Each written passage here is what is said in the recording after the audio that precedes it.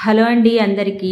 సామర్లకోటకు ఒక 20 కిలోమీటర్ల దూరంలో ఇళ్లపల్లి అనే గ్రామం ఉంటుందండి. ఈరోజు అక్కడ శివాలయం ఉంటుందని దర్శనం చేసుకోవటానికి బయలుదేరి వచ్చాము.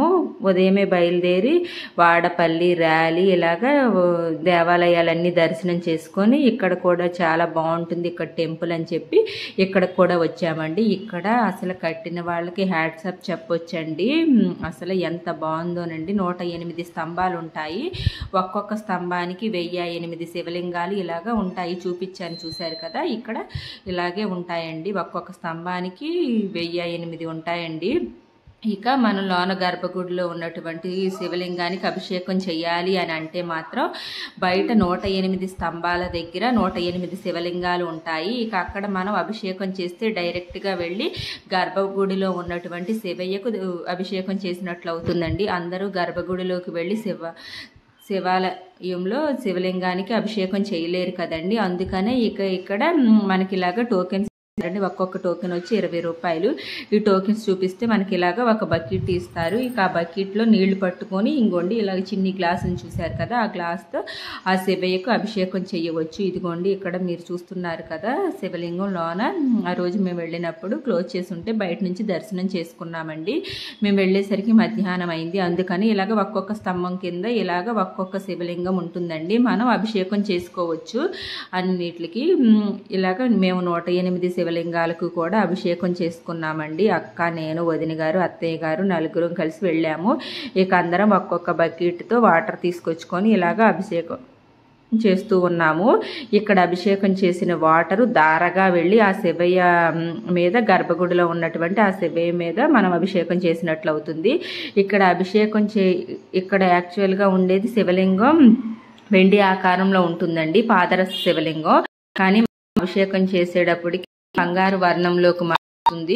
ఒక 5 నిమిషాలు మళ్ళీ వెండి రంగులోకి వస్తుంది. మళ్ళీ 5 నిమిషాలకి బంగారు వర్ణంలోకి మారుతుందండి. ఇక్కడ శివలింగానికి అది చాలా అదృష్టం ఉండాలి, వెళ్ళాలని అనిపించిందండి. చాలా బాగుంది.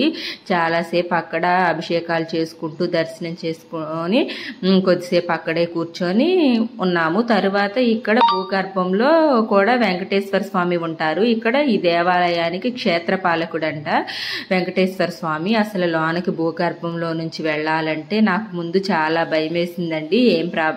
భయం ఏమేది, చీకటి ఉండదు, లోనకి వెళ్ళేసరికి వెళ్తుంటుంది అని చెప్తే మేము ఇక లోనకి వెళ్ళి దర్శనం చేసుకుందామని భూగర్భంలో నుంచి వెళ్ళామండి.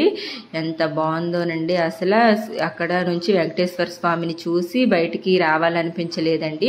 ప్రతి శనివారం రోజు 108 కాసులతో ఆ వెంకటేశ్వర స్వామికి అభిషేకం చేస్తారంటండి. శనివారం వెళ్ళిన వాళ్ళకైతే చక్కగా 7 కాయిన్స్ ఇస్తారంట. ఒక కాయిన్ మన దగ్గర ఉంచుకొని మనకు కావలసిన వాళ్ళకి, తెలిసిన వాళ్ళకి ఒక్కొక్క కాయిన్ అలాగా 6గురికి ఇస్తే చాలా మంచిదంటండి.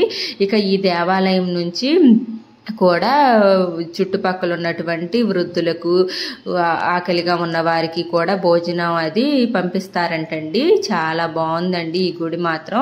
ఇదిగో చూశారు కదా, ఇలాగే భూగర్భంలోంచి లోనికి వెళ్ళాలి. ఇంకో లోనికి వెళ్ళేసరికి ఇలాగ వెలుతురు కనిపిస్తూ ఉంది. చూశారు కదా, ముందు నేనైతే చాలా భయపడ్డాను. ఇక మా వాళ్ళు వెళుతూ ఉంటే వెళ్ళాను. ఇంకో చూశారు కదా వెంకటేశ్వర స్వామి ఎంత అందంగా ఉన్నారో.